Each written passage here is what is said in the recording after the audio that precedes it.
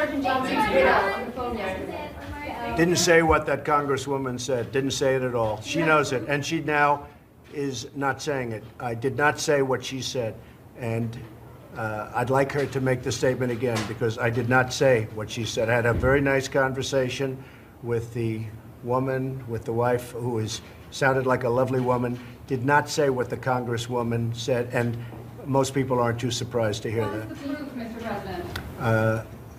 Let her make her statement again, and then you'll find out. That you said this. Okay, let her make her statement again, and then you'll find out. Tell us about your experience with contact with the White House, with the president, with the vice president.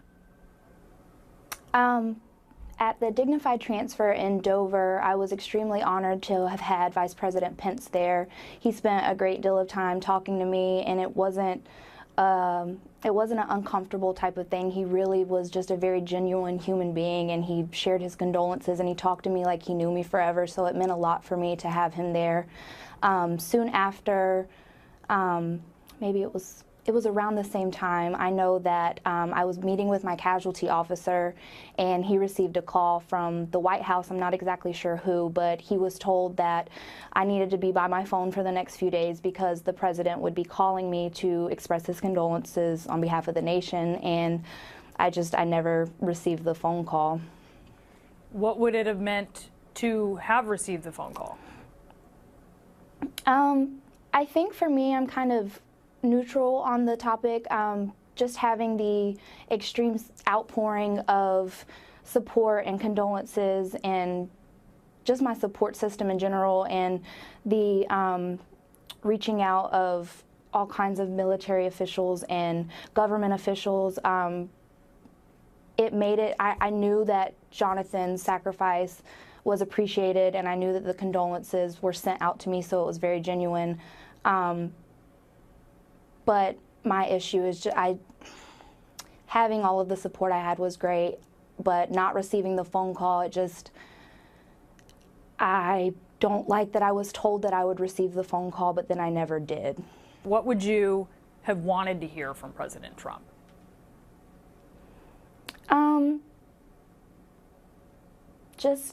Just knowing that it was appreciated, and not necessarily appreciated isn't the word. There's not really an appropriate word.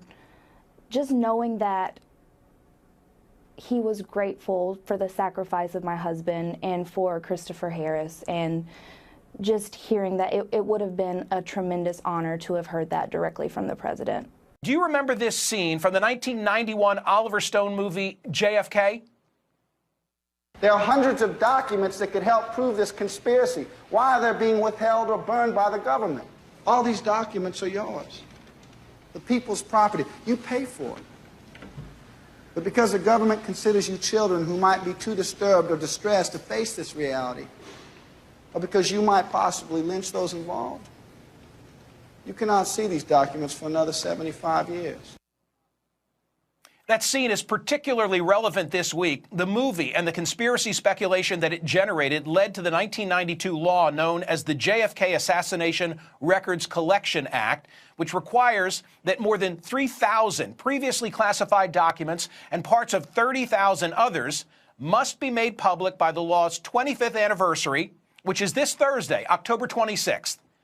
JFK's assassination has haunted America for generations and inspired endless conspiracy theories about whether other forces were responsible besides just the shooter, Lee Harvey Oswald.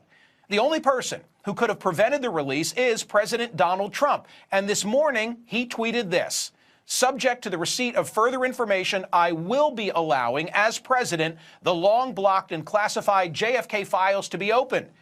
Joining me now to discuss and what the papers could reveal, Gerald Posner, who wrote the book on the assassination, Case Closed, in which he concluded that Oswald did it and he acted alone. Hey, Gerald, I should begin with this. Pretty amazing that you wrote a bestseller on the Kennedy assassination and came to the very non-sensationalist conclusion that the Warren Commission got it right.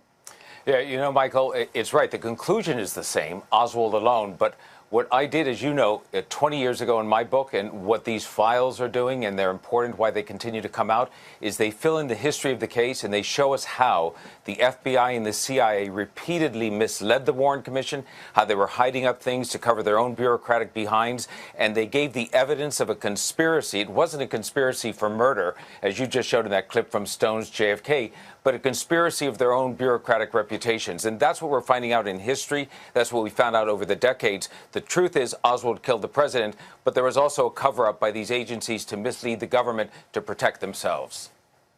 What do you think we're going to learn in the 3,000 files?